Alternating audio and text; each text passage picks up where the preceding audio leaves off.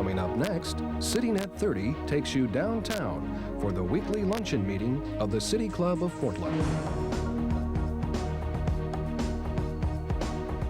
Live weekly coverage of City Club is produced through the facilities of Portland Cable Access. Now we join the City Club for this week's program.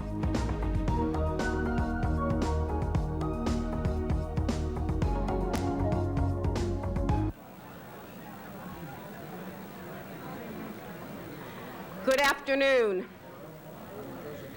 I'm Harriet Watson, president of the City Club of Portland, and it's my privilege to welcome you to another Friday Forum. A couple of business announcements before we get started with our program. Is everyone hearing that background music? I hope it's just not me. I don't, Nancy, is it possible maybe to?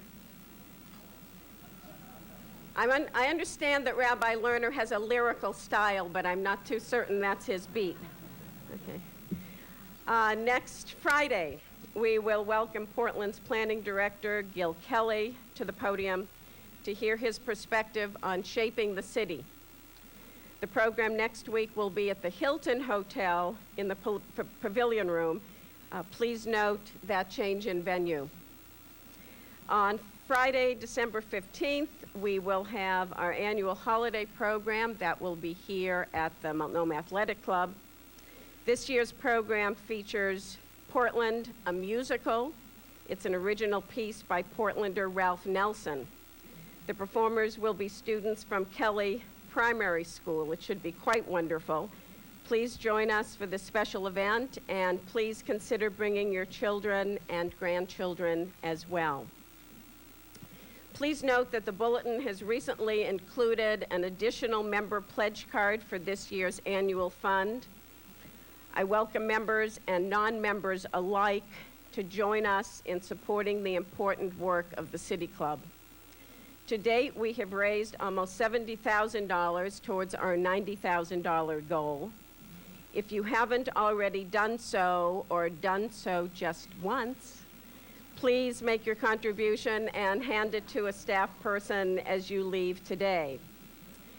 As you'll recall, with me over the past few months, the City Club sponsored 5 candidates' debates and took positions on 15 ballot measures.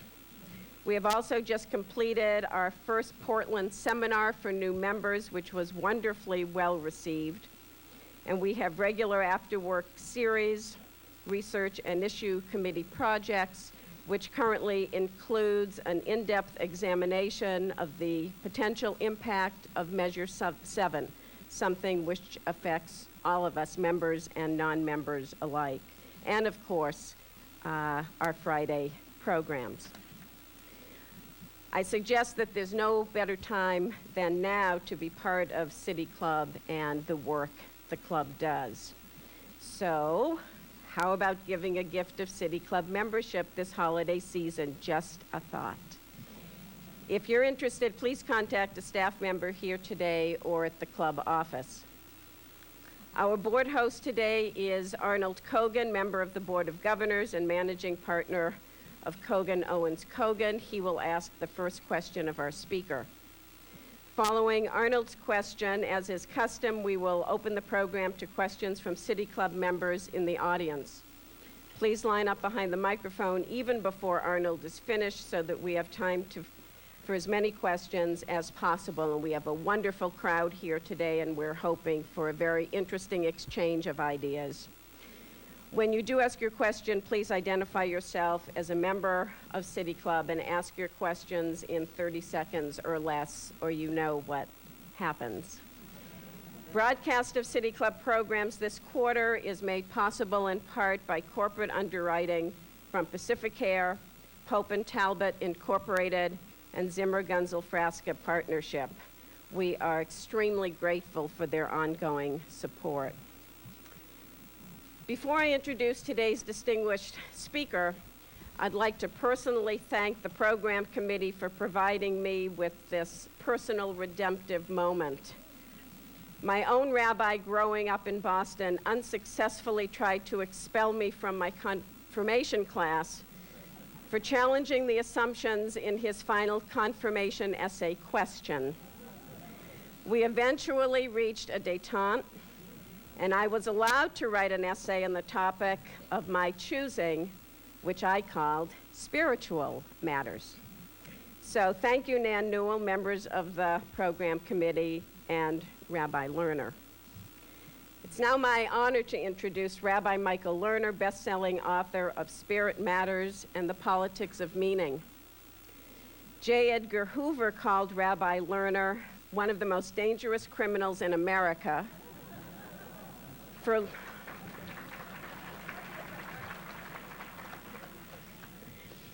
that honor was bestowed upon him for leading anti-war demonstrations in the 1960s. He went to Berkeley, what more can I say? Rush Limbaugh has excoriated him on the air for his belief that progressive politics could actually address spiritual needs. On the other hand, Cornel West has hailed him as a modern prophet, and many notables in the medical profession have described him as, quote, CPR for the soul. The Utne Reader has listed him as one of America's 100 visionaries. Rabbi Lerner, who holds a Ph.D. in clinical psychology and a second Ph.D. in philosophy, is the founder and editor of Tikkun magazine. Tikkun means the healing and transformation of the world. Please join me in welcoming Rabbi Lerner, who will engage us in a discussion of why and how spirit matters. Rabbi Lerner.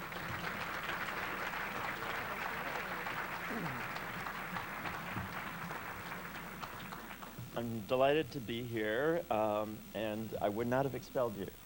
Thank you. In fact, there has been a spiritual deadness in many religious communities that needs to be repaired. And the good news is that there are renewal movements that are beginning to emerge, both in the Jewish world, the Christian world, the Buddhist world, the Hindu world, a wide variety of such. First, let me say what I think spirit is, or at least give some idea of what I'm talking about. Spirit is the aspect of reality that cannot be quantified or subjected to repeated observations. It's rather the realm of ultimate freedom. And I'm just reading now from Spirit Matters, from the book I've just written. Spirituality is a lived experience, a set of practices, and a consciousness that aligns with a sense of the sanctity of all being. It usually involves, and here are some of the elements of what we're talking about, because often people say, what do you mean when you're talking about spirituality?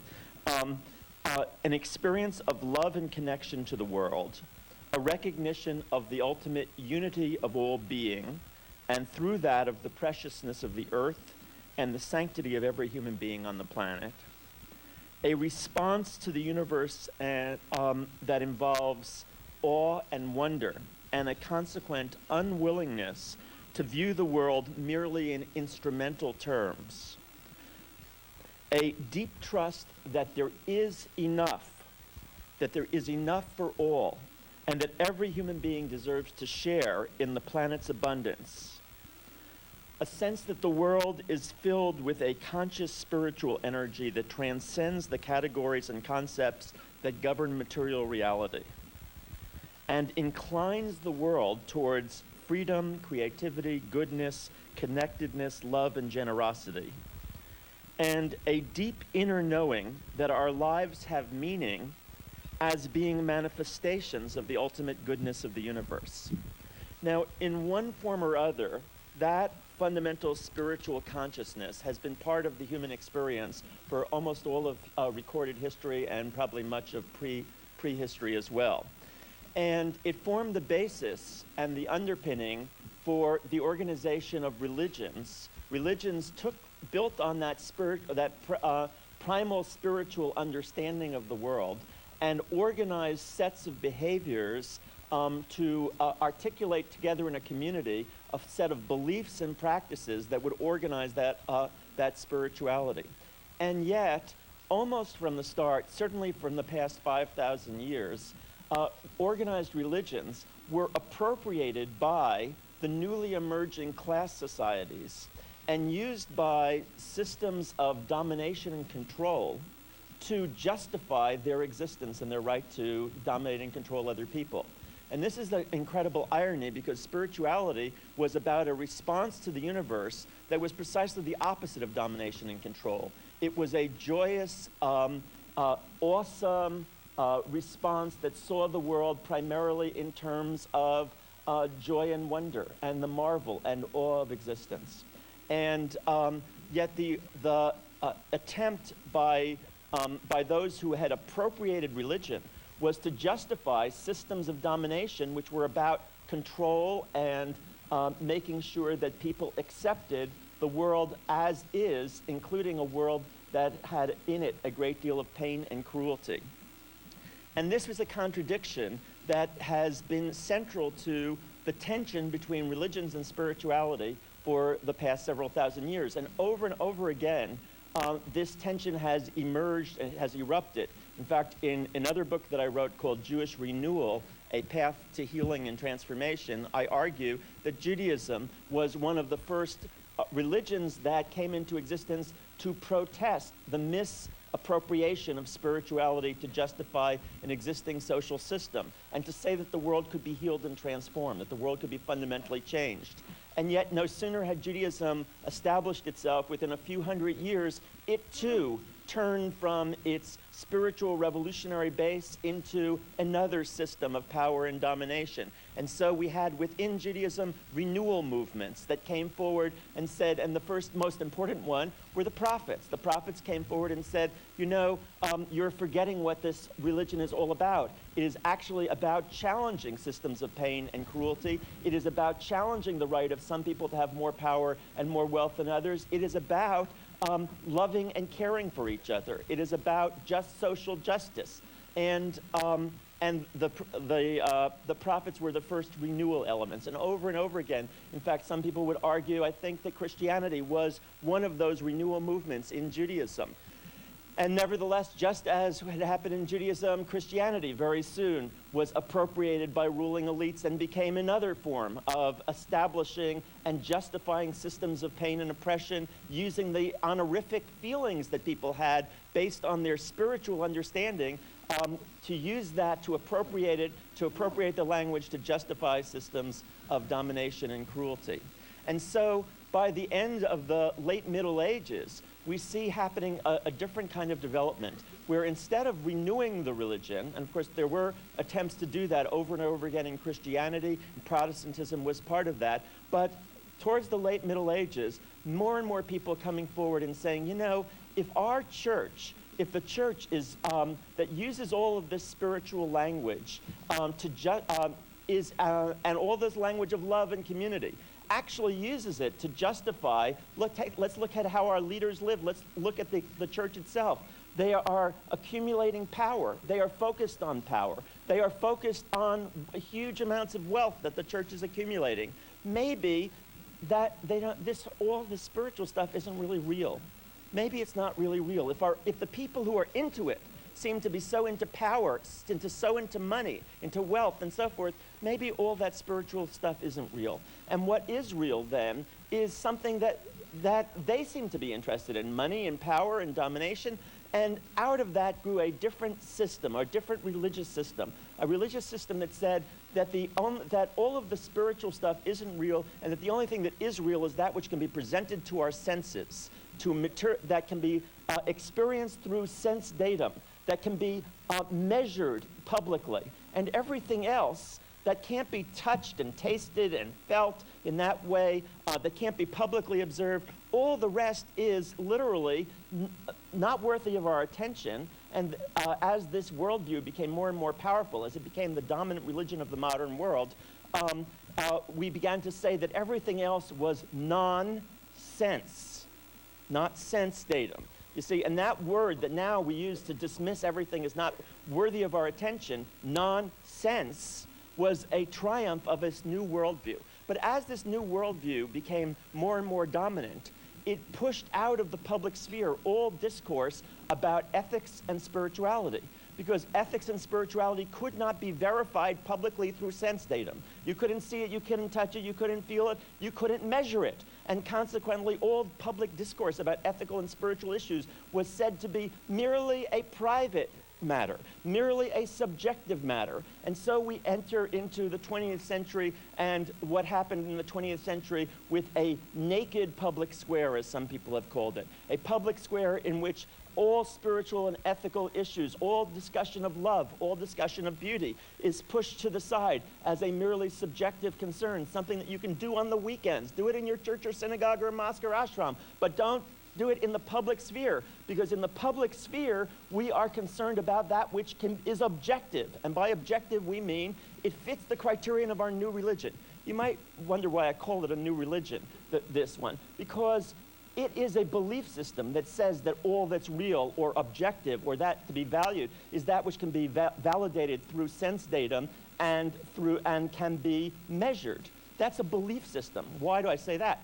Because by its own criterion of truth, and this became a dominant criterion of truth as the new religion became more popular, its own criterion of truth says that which is real can be measured through external observation, but that statement, all that is real can be measured through external observation, is itself not a statement that can be measured through observation. It is not founded on any sense datum. There is no verification for it. By its own criterion of what could be a meaningful statement, it is a meaningless statement. By its own criterion of what's real, it's false. Do you understand what I'm saying? Is that the only way it's held, but we would never dare question it, just as we don't question that productivity and efficiency is to be measured by the amount of money that is accumulated, the amount of wealth of any institution. These are the fundamentals of the religion that is so pervasive in the contemporary world that we all do obeisance to it and say, well, of course, this is the only way it could possibly be. This is what it is to be in a religious system. This is what it is to be in a religious system. Its foundations are belief. They are not based on something that could not possibly be questioned. It's a belief system, but it's a belief system that's so pervasive that it shapes all of our contemporary discourse. And with it comes a 20th century in which the public square, emptied of ethical and spiritual dimension, is increasingly filled with activities that, in its extreme, create the concentration camps with the most efficient technologies to destroy human life, or the huge hundreds of billions of dollars going into creation of instruments of mass destruction. Or in a more immediate, level of our reality, hundreds, literally, actually thousands of corporations operating around the world in such a way as to consume, to take up the world's resources without regard to how those resources will be available to future generations. And often, in the process, destroying the world's environment in such a way that the major argument amongst those who study these issues becomes, if we continue at the current rate of consumption and destruction of the world's life support system, will the crisis happen within 30 years? Will it be 50 years? Will it be 70 years? Or the big optimists say 100 years. But at that current rate of using up of the world's resources and destruction of the world's life support system, life cannot continue for more than some such period of time. And yet, when individuals feel this and see the incredible irrationality of the totality of our productive system, they feel that they can't say that in the public realm. I'm a professional, meaning in the professional world, I don't bring my merely subjective ethical and spiritual issues into the public discourse, because the public realm is to be governed by our dominant religion. And the religion says no ethical spiritual discourse here, only that which is objectively measurable and publicly observable through sense datum. So keep that out. And so as a professional, we say, no, we can't raise those issues. I go home from the workplace and I may join the Sierra Club, or I may become involved in a political movement on the side. But in the public sphere, this is not part of our discourse and not part of our work world, inappropriate. And so we, each of us, obeying, giving honor to the dominant religion, obey it and keep these discussions out of our public life and out of our life as professionals. Now, the consequence for all this is very destructive on the macro sphere. It's also destructive on the personal sphere. Because what happens is that most people end up experiencing the work world in the following way. They go into the work world, and hour after hour, day after day, year after year, they are learning the following. The bottom line of the world of work is maximizing money and power. And if you want to keep your job, you'd better show that you're good at it. And at maximizing money either for yourself or for those higher up in the corporate ladder or in the institutions that you're working. Maximizing the bottom line. And that is the common sense of the world of work. And through it, as people learn this more and more and more, that this is what reality is, to maximize the profits of the corporation, to maximize somebody's wealth and power, they are learning simultaneously to look at other human beings primarily from the standpoint of, what can I get from you? How can you be of use to me? What will you do that will make it possible for me to facilitate my rise in this corporation or in this institution, wherever it is that I'm working? How can you be of use? And what we are learning simultaneously is, or actually unlearning, how to see other human beings as created in the image of God. And instead, learning to see them from the standpoint of a narrow utilitarian function. What can you do for me? How can you be of use? Looking out for number one then becomes the public, the common sense of the world of work. Looking out for number one. It was the best-selling book of the 1980s, and it was the best-selling book because most people felt they didn't know how to do it well enough. They needed to learn the skills. They saw, hey, look, the people who have power here, the people who are running things, the people who are successful, they're the ones who know how to do that. I need to learn those skills better because I don't know how to look out for number one as well as they do. Obviously, they're really good at this. So that's why they made it the best-selling book. But what happens as a result of all this is that people come home from the world of work and bringing home, as they inevitably will, the ways that they have learned to see each other day in and day out in the world of work. And then they report that their biggest complaint about the society is that they feel surrounded by people who seem to be just looking out for themselves and not caring about anybody else. And this manifests in a zillion possible ways in a fundamental spiritual crisis. I'll mention a few of the ways. The talk that people have about the difficulties of imparting values to children. Over and over again, they try to teach their children values, or the religious schools, and they can't get any place. Why? Because the kids, by the time they're 4 or 5 years old, have turned on the television, have heard what the world is like, learn it from peer groups as well, and they understand that the values that we're trying to teach them have nothing to do with how the world actually operates. So they believe, often correctly, that their parents and their religious schools are lying to them about the reality of the world.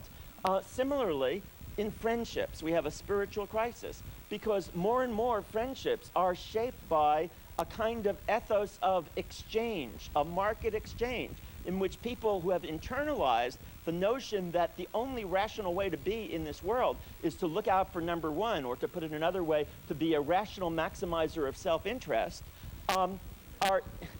are engaged in interactions with other people in which they say, okay, I'm here as your friend, based on the reasonable expectation that you will give back an equal amount to me that I'm giving to you. And you might say, well, what's wrong with that? An exchange relationship. The problem is that as people get older, or as people get sick, as people are no longer so sure that they can give back an equal amount, they start to notice their friends are a little distancing. Because unconsciously, people have felt like, well, I guess I'm not really going to get a return on my investment here of time, energy, and attention. And so you notice people no longer there for you as much. In other words, the element that used to be there in friendships was an element of solidarity. Solidarity meant you were there for other people whether or not you thought they would be able to ever give back to you an equal amount. And that solidarity has been decreasing. I say decreasing because all of what I'm talking about now is a tendency. And although in the short amount of time I'm putting it in its extreme form, I recognize that most human beings are on a continuum of these developments, and not everybody is the fullest embodiment of them. And yet what I'm talking about actually is a major tendency in the society. More and more of what I'm talking about is happening, although there are individual factors in each case that will change and shift how much it applies to you.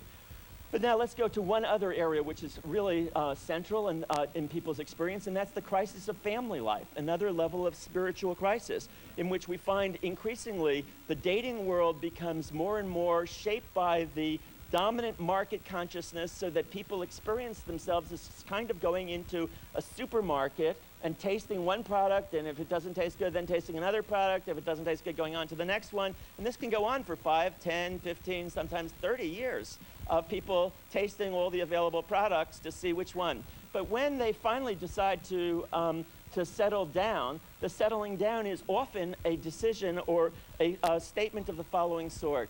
Based on my assessment of who is likely to fall for me in the short run, this one will satisfy more of my needs than anybody else, so I'm with that person for as long as I possibly, as long as that's the case. And so that becomes the foundation for marriage. Not everybody, of course, sits down and makes lists, although some people do. But nevertheless, intuitively, people are saying, okay, this one will satisfy more of my needs than anybody else, so I'm with you. I'm making a commitment. I'm staying with you.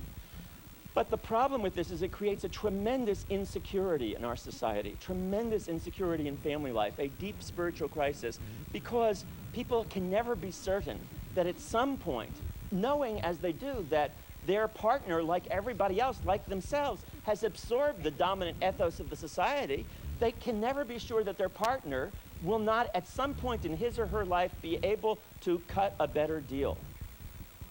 And if they can cut a better deal, then as rational maximizers of self-interest, it seems totally irrational not to do that.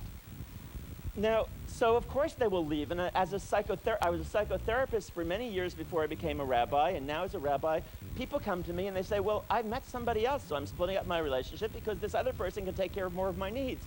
And they think that trumps everything. There's nothing more to be said.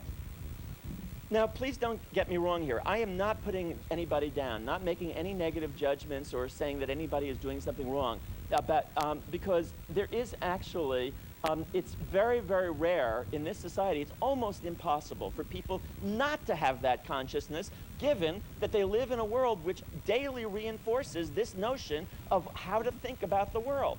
And yet, there is another way to think, another way to think.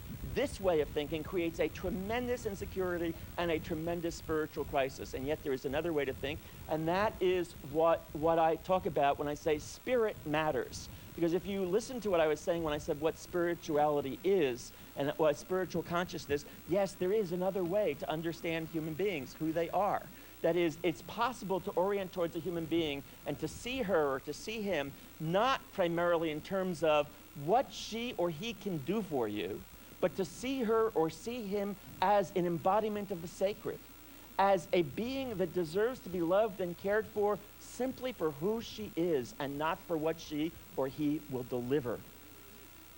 And similarly, it is possible to look at the universe, the physical world, not only from the standpoint of, gee, I wonder if I can turn this into a product that I can sell, or not only from the standpoint of, is this something I can personally consume, but to look at the universe, the physical universe, with a standpoint of awe and wonder and radical amazement at the grandeur of creation.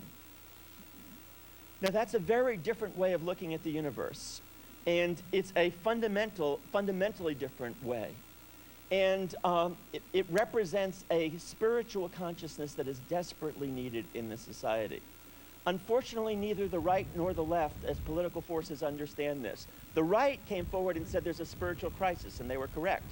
But what they then ended up doing was blaming, and this is by and large, I don't want to say everybody on the right, but I say by and large, they ended up blaming the spiritual crisis on, and they claimed, well, it's the selfishness of and then they pointed to the demeaned others of the society, African Americans, gays and lesbians, feminists, Jews, immigrants, whoever is the demeaned other, and said they're the ones who caused the spiritual crisis. Why? Well, because since in the past 30 or 40 years, those groups have sought to rectify a long history of previous discrimination, so they were putting forward their agendas, so the right said, see, they're looking out just for themselves, they're the special interests. Now, you might notice that the right, meanwhile, politically, has been the major force opposing any introduction of ethical criteria to judge how corporations should act, any introduction of social responsibility criteria in the corporate world. On the contrary, they are the major champion of the notion that the best good will be served for all if each corporation and each individual in the corporation pursues her or his own self-interest without regard to ethical and spiritual considerations. So you might ask, how do they get away with this? Being the champion of the ethos of selfishness and materialism in the world of work, and then being the champion of the pain that people experience when they bring home what they've learned all day in the world of work into the rest of their lives. How do they get away with working both sides of the street? The answer is they get away with it because the liberal and progressive forces in the society, by and large, just as I said by and large about the right, by and large, the liberal and progressive forces don't even have a clue about the spiritual crisis and don't talk about it at all, don't understand that, and have ceded to the right the entire realm of spiritual discourse. Because the liberal and progressive forces have focused entirely on the issue of inclusion. That is to say, we want to share the material well-being of the society and its system of political rights with groups that have been left outside. Now, please don't get me wrong here either. I totally support the liberal and progressive agenda's inclusion agenda, because it seems absolutely incomprehensible to me how one could say, I recognize you as an embodiment of the Spirit of God. I recognize you as deserving to be loved and cared for, and as a fundamental embodiment of the sacred, but I don't care whether you starve to death. I don't care whether you have health care. I don't care whether you sleep out on the street at night. I don't care whether you're hungry, but you're still sacred to me. No, impossible. And if you want the text for why it's impossible, look at the Bible, because the Bible is all about this very issue. And this is what the prophets say over and over again, and this is what Jesus says over and over again. Pay attention to the least amongst us. Look at the widow and the homeless and the orphan amongst you, the stranger amongst you. Pay attention to their well-being. Over and over again, the Bible insists that there cannot be that kind of separation in which you're actually treating human beings as created in the image of God, but not caring about their social justice situation. So I'm absolutely in favor of the inclusion agenda of the liberal and progressive world, but it's one-dimensional.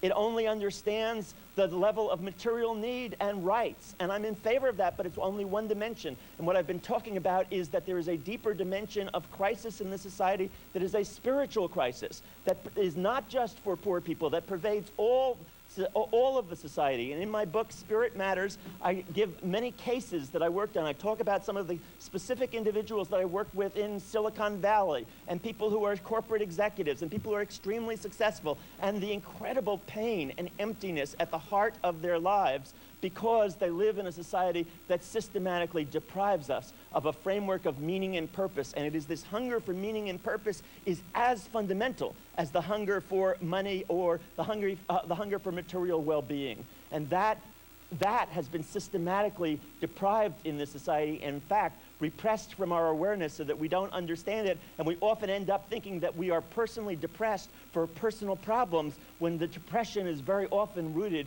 in the deprivation of a spiritual life for us. So we've begun to talk, and many of us who have come to this understanding, and this is what Spirit Matters then proceeds to talk about, is we've begun to talk about the need for a new kind of spiritual politics, or what I call an emancipatory spirituality.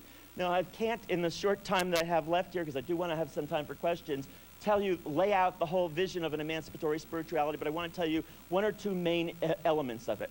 The first element is this: we need a new bottom line. A new bottom line, a new definition of productivity, efficiency, and rationality. Today, productivity, efficiency, and rationality are defined in terms of maximizing wealth and power. We need a definition that says it must also include, as part of your very definition of productivity, efficiency, and rationality, the degree to which any institution tends to sustain or create people who are capable of loving and caring behavior, who are ethically, spiritually, and ecologically sensitive, people who are capable of responding to each other and the universe in a non-utilitarian way, in a way that responds to them with awe and wonder and amazement at the grandeur of creation. Now, if you think about that as a new kind of vision of what is productive, efficient, or rational, you will immediately see how many of our social and political and economic institutions are wildly unproductive, inefficient, and irrational. They don't tend to produce loving and caring human beings. They don't tend to produce human beings who are ethically, spiritually, and ecologically sensitive. They don't tend to produce human beings who are capable of responding to others in a non-utilitarian way. And we need a fundamental transformation of this world. And so what we are beginning to do in Spirit Matters, and here I want to mention Tikkun magazine.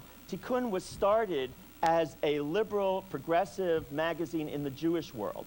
But today, it is not just for Jews. 50% of our writers and 50% of our readers are people who come from the non-Jewish world, and who are together with us building a spiritual movement in this society. And some of the most important spiritual thinkers of the contemporary world write in Tikkun magazine. I mention it because if anything that I'm talking about here makes any sense to you, then I'd like to invite you to become part of the community with us. And one way to do that is to subscribe to the magazine, to Tikkun, because this is where tens of thousands of people who want to build a new bottom line are getting together. And you can, if no other way, you can find some of them on sale here, I think just a few, but you can get it by simply going to subscribe at tikkun.org, T-I-K-K-U-N. It's a Hebrew word, means to heal, repair, and transform the world. T-I-K-K-U-N. Subscribe at tikkun.org. And you can reach me also in that way through Rabbi Lerner at tikkun.org. So I would like to have more contact with those of you who think that something that I'm talking about here makes sense to you. Building a new bottom line, building a new vision of productivity, efficiency, and rationality has to be applied to every institution. When we do it, for example, in education, as I do in this book, I take law, medicine, education, several other areas, and I talk about what it would look like to have a new bottom line of love and caring, and to look specifically at those institutions. For example, with regard to education, instead of testing our kids to see whether they're going to produce a new generation of computers every 3 months, and having our tests oriented towards making sure that they have the skills that will be able to make them do that, I want to make sure that our schools are assessed in terms of how much loving and caring they produce. Do they produce human beings who are capable of respecting you?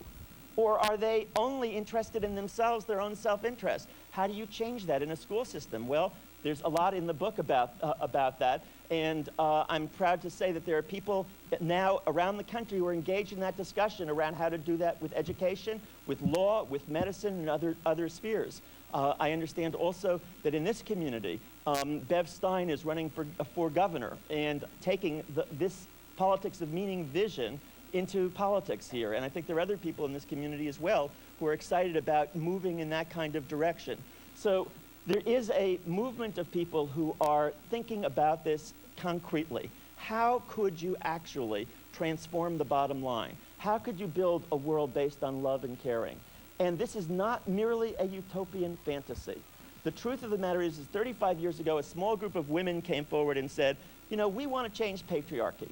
And most of the people around said, hey, did you not hear about the last 10,000 years of human history? Or could you show me a society where this works, please?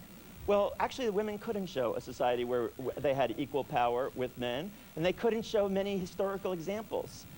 Thank God they were irrational.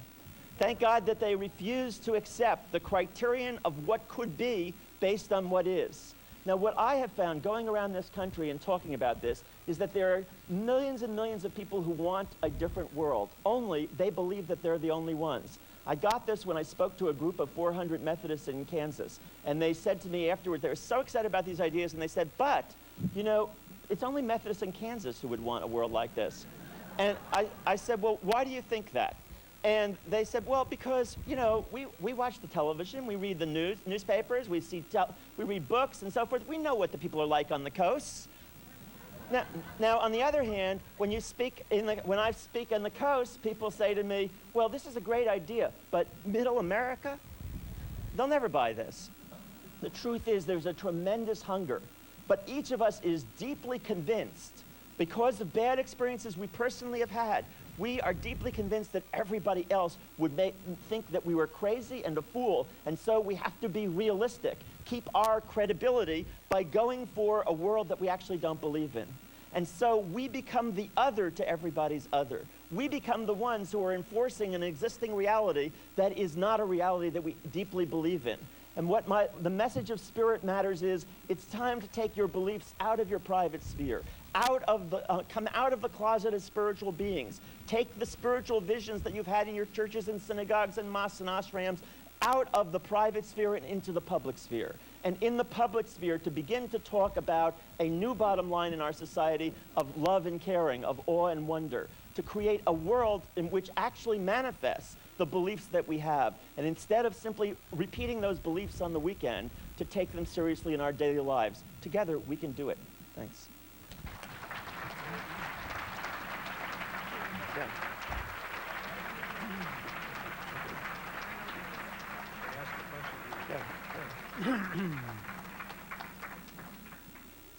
My question isn't really to ask Rabbi Lerner, is it too late to get him in on the Florida vote here for president? But speaking of the debacle in Florida, it's enough to make cynics out of many of us who consider themselves dedicated optimists. So at such times, Rabbi, do you have any advice to help us maintain our optimism at these times and reinforce our quest in what you have called a higher vision? Yeah, well, actually, one of the things, the way I've been talking has been very much oriented towards social transformation.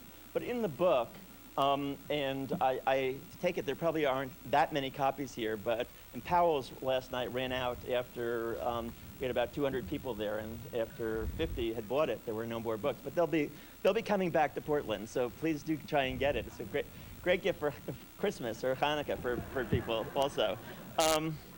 By the way, this is, don't repeat this to my publisher, but sometimes when I say buy this book, people say, well, wait a second, you're trying to sell us something after all this message? So don't repeat this to my publisher, but as far as I'm concerned, you could take it and make 100 Xerox copies and give it away.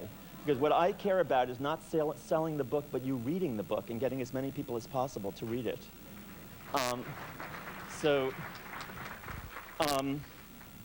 So anyway, yeah, I'm serious, really. In the book, I talk about a kind of inner practice that we need, because it can't just be about, this is one of the big problems about spiritual movements is that they don't focus enough on social transformation. But a big problem about social transformation movements is that they don't focus enough on developing an inner life in people. And we need to develop both at the same time.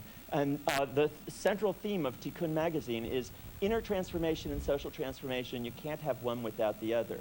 Now, so we need to develop our inner lives. We need to develop a sense of quiet inside. We need to be able to work on, and in the book I have many techniques for how we do this as spiritual people, to work on quieting our egos. We have 6 billion human beings on this planet, and most of them running around saying, look at me, I'm so important, pay attention to me, pay attention to me. Now, I don't mean to put anybody down here. Again, it's like, it's hard not to have that kind of an ego given our conditioning and so forth. And yet, the point of spiritual practice is to begin to develop a sense of ourselves as connected to the unity of all being. From that standpoint, I'm very discouraged that both are presidential candidates. I don't feel very excited about either of them. I would like the one who won the most votes to win, but that would be a nice idea, I think. That was sort of the idea originally, right, of the country. But so that would be a good thing if the person who won the most support actually was president. But I have to say that when I was extremely discouraged to listen to Gore in the debates, where the way he was putting himself forward was sort of, look, we all agree that what people really care about is money, and what I'm going to do as president is, see, Bush, he's going to give money to the rich people, I'm going to give it to you. And that's the debate. It's about which of us can give more of our public money into your pockets, and whose pockets is the money going into. And when Bush said, well, you're for big government, Gore said, oh, no, I cut 300,000 jobs. I'm really against that big government stuff. There wasn't a moment in which he could, that was a perfect moment for him to turn around and say, had he believed this, which apparently he didn't, that, yes, it's true that government has gotten out of hands. Yes, government was meant to be a vehicle through which we would show caring for each other, and that has not turned out to be the case. Too often, government has moved in a different direction. It's become a vehicle for self-interest or a set of self-interests of the bureaucrats in those government bodies. And so they are very unresponsive. But my solution to that is not to defund government. My solution to that is to retake the government and to make it an instrument of service. And yes, I really do believe, unlike you, Mr. Bush, that there is a place for a we, not just a group of I's, each one wondering who will put the most money into my pocket, but that there is a task for a we, a community of us, to together take care of each other. I didn't hear that. I didn't hear that from either of the candidates. And so I wasn't really very excited about the outcome one way or the other because the dominant discourse. Now, if you ask these people, it was sort of mentioned, Rush Limbaugh's accolade to me as, but I was called by the Washington Post and the Wall Street Journal the guru of the White House. Because in the early days of the Clinton administration, they took some of my ideas, in fact, the central idea of the politics of meaning, and Hillary began to articulate it. But as soon as she was attacked, as soon as she was critiqued, she ran away from it. And she ran away from it because she said, I'm scared. Nobody's there for me. Nobody will stand up to support this. And this happens to all of us, basically. All of us have two voices. One voice in our mind saying, you know what this guy is saying? Not bad. It sort of does make sense. And another voice that says, but it's so unrealistic. Nobody will ever go for this. And why should I make a fool of myself taking seriously these ideals, which on the weekend I can repeat in church or synagogue, but during the week, of course, have no application to the real world. And so that struggle was going on in the Clintons as well. And so the only way that's going to change is if we, all of us, begin to come out of the closet as spiritual beings. We are trying to build a national network, a Spirit Matters network, of spiritual activists and people who want to work on transforming each professional area. We have a group of lawyers who are together on the phone. We have a group of doctors who are meeting together once a month on the phone. We have people in education. We have people in all kinds of different spheres. And we are building a national network of people to work on introducing a spiritual consciousness and at least beginning to imagine together, to fantasize together what it could look like in every institution if there were a new bottom line. Well, join us. Make that happen. Help us. Help us financially. Help us by joining it. Help us become part of that. I've told you how to get in contact with me, Rabbi Lerner at Tikkun.org. Subscribe to the magazine. Become part of this. We can make a difference. Yes. Walt Roberts, City Club member. Nice to see you again. Hi, Enjoyed Walt. your talk last night. Oh, thank you. Well, you've started to go down the road I'd like to go down, and that is, well, first to say I'm very appreciative of the clarity that you bring to the kind of transformation that's perhaps needed. One to that where Spirit Matters, the new bottom line. And you started to talk about the Spirit Matters network that you'd like to build. I'd like you to maybe go a little deeper into what you see about how that evolutionary process or how that transformation occurs. Mm-hmm. What kind of time frame? Are there stages to go through? What are the vehicles? You've pointed to a couple, coming out and just being bold personally. What else would you tell us about the process of that transformation? Well, it's a great question. Thanks. And it's really what a lot of the book is about. I'll give you an example of a thing that started. We have a group of lawyers. Now, I originally, when I first heard this, said, gee, this is an improbable group to be in their own profession working on a new bottom line. Not because lawyers are bad people. My father was a lawyer and then a judge. I certainly loved him and have great respect for many lawyers, but because the dynamics in the profession pulls towards a certain kind of narrow construal of what people are supposed to be doing with their time, namely focusing on the self-interest of their client without regard to the consequences for others. And and in fact, that's the ethos of the profession. That's what it is. The ethics of the profession is you have to give vigorous representation and so forth. So we have a bunch of lawyers on the phone, and they have been developing new consciousness, a new way of thinking in which what would it be like if law wasn't that way? What if, for example, we were to consider non-adversarial models of law? There are such. Today, you know that when you stop to help somebody, you may be sued by that person. And you certainly have no obligation to help anybody in our legal system. In the Jewish legal system, there is just the opposite. Whereas in the American common law system, you can watch somebody drown and you have no obligation to go save that person. In the Jewish legal system, you have an obligation to save. You have an obligation to not stand by idly on the blood of your fellow human being. You have an obligation to be involved. Could you think that out, as the Jewish legal system did think it out? What it would look like to be in a system where people had obligation to each other and not just... So we had a bunch of lawyers who are doing this. We could do that, and some of them are now beginning to organize at the American Bar Association, so that in one of the future meetings of the American Bar Association, they'll be meeting there. We can do that in every field, whatever area of work you're in, we can make that happen if you'll come be part of it and help us to develop that.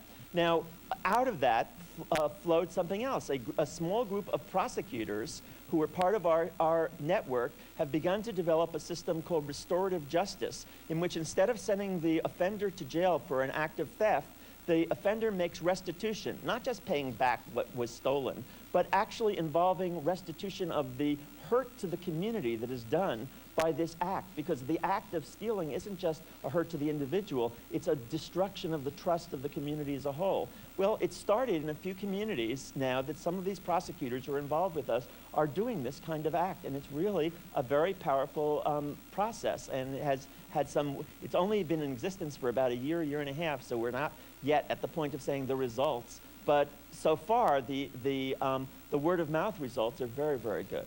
So this is the kind of thing that could happen in every area that you work. That's another step.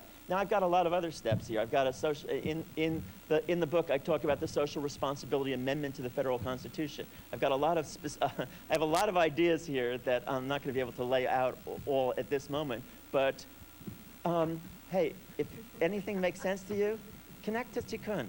Connect to this world. There is actually a world of people who are going in this direction. If you think it makes any sense at all, help us. Help us at least, if you want this voice to be out there in the world, help us be out there in the world. You could help us with Tikkun, you could help us with Spirit Matters. Yeah. Where's there another? There's another, oh yeah. I'm Ray Polani, a City Club member. You know, in this era of sound bites, I heard one that kind of struck a note in me. Nature does not belong to us. We belong to nature. What do you think? Well, you know, there's a great sentence in Torah that says, Ki li kol haaretz, God says, the whole world belongs to me. And God says that as a challenge to the chutzpah of some in the Jewish world who thought that they had a right to the land of Israel. And what God repeatedly says in Torah to the Jews is, no, you have no right to the land of Israel. The only right you have to the land of Israel is if you live according to the ideals, the spiritual ideals that I've been teaching you, of loving your neighbor, loving the stranger, justice shalt thou pursue. That's why, personally, I am, at this moment, critical of the current behavior of the state of Israel, even though I am a proud supporter of the state of Israel in general. My son served in the Israeli army. He didn't have to do that. He wasn't an Israeli. He's an American. Went over there and, with my permission, served in a combat unit of the Israeli army. And served there, and I'm very proud of him and proud of the state of Israel. Nevertheless, I think that it's chutzpah to act as though this is ours. We have to recognize that every human being is equally created in the image of God. And that kind of humility comes from the kind of statement that you've just quoted from me, to recognize that it is not ours, that we don't have a right to dominate and control this, that we are part of all this, and that the right relationship to all of that which is around us is a relationship of celebration, of acceptance of our small part. We are here for a short while. Most of us in this room will, within 40 or 50 years, be in the ground. And another generation will come, and another generation after us. And recognize, get over our chutzpah, get over our egotism. recognize our short period on this life to do some good, to do some value to other human beings, to save the planet from destruction, and to produce more love and caring in the world. In the end, that's what we will actually ask ourselves: how much did we do that? How much did we go for our highest ideals? Not how much did we accommodate to what the people around us told us was practical. This will be the last question. It's from someone in our audience. Rabbi Lerner has a plane to catch, actually, pretty soon. Could you please elaborate on your ideas about educating our most precious resource, our children? How can we practically go about changing the public education system to introduce your ideas about love and caring and wonder, to reduce the level of violence in our country and the idea of violence as a way of resolving conflict? Great. Wonderful. Well, I think that's exactly the goal. In other words, if we were to assess schools on that basis, in the last week I had the chance to speak both at Harvard and at Stanford. And I had to say at both of those institutions to the people who were there, you know, if we had a new bottom line of love and caring, of awe and wonder, I'm not sure that either of these institutions would be at the top of the line of what the best institutions in the country, what are the best educational institutions by that criteria. How much loving and caring human beings do you produce? How much awe and wonder do you produce here? And I think that's the criterion that we have to look at for our school boards. We have to ask our school boards, are you producing people who are capable of responding to other people with real respect? Do they graduate with a sense of recognizing awe and wonder at the universe? Are they able to appreciate the grandeur of creation? If they're not, you're failing us in our schools. And that's much more important failure than whether or not, as I say, whether or not they can produce a new generation of computers every 3 months, whether they will then be the perfect technicians of the world. I'm not so concerned about us keeping up there at the level of the best technicians of the world, as much as I am concerned about us keeping up at the level of the most loving and caring people in the world. Now, how do you begin to do that? Well, first of all, if you decide that's what you're going to assess your teachers on, okay? So the teachers know, you know, I'm going to be judged by how much I have brought out in the kids their capacity to be loving and caring, their capacity to respond to the universe with gratitude for all that's been given to them and all that is in existence. Then they're going to have a very different sense. But let's take another specific thing. I have 100 such specific ideas in the chapter on education, including, for one thing, abolishing the SAT. And I have a very good set of arguments there about why the objective tests that we give are actually brutalizing to human beings and do not assess any of the things that ought to be valued in our society. Okay? But beyond that, I also talk about, for example, starting in 4th grade, having each child be assigned the task of a 2nd grader, and then on each grade up, a younger student whom the child would mentor. And teachers would have the task of being supervisors of the mentoring process, so that your mentoring was not only helping the younger student learn some of the skills, but also how to survive in the school system.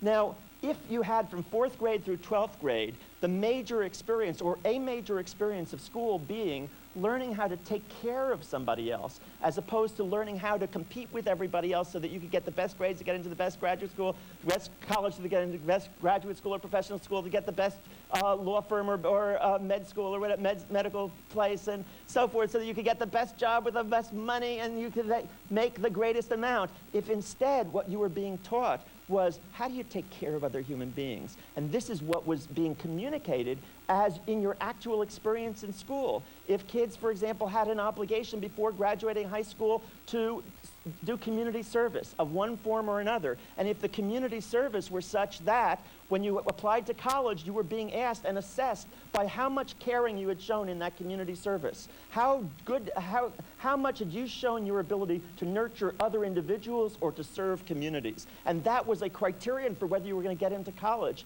Well, we'd have a different kind of human being coming forward. We'd have a different kind of person because we were rewarding different things. So what I'm fundamentally saying is, let us make a society in which there is no longer this strong conflict between our interests and our values. And that can happen, and we can do that together. And so I'm very appreciative of the opportunity to talk to you. I'm so happy that you gave me this chance to talk to people of Portland. I know that you are people who make a big difference in this community. If you were to take these ideas seriously and run with them, connect with me, and let's build something, I think we could really make a difference. Thanks so much.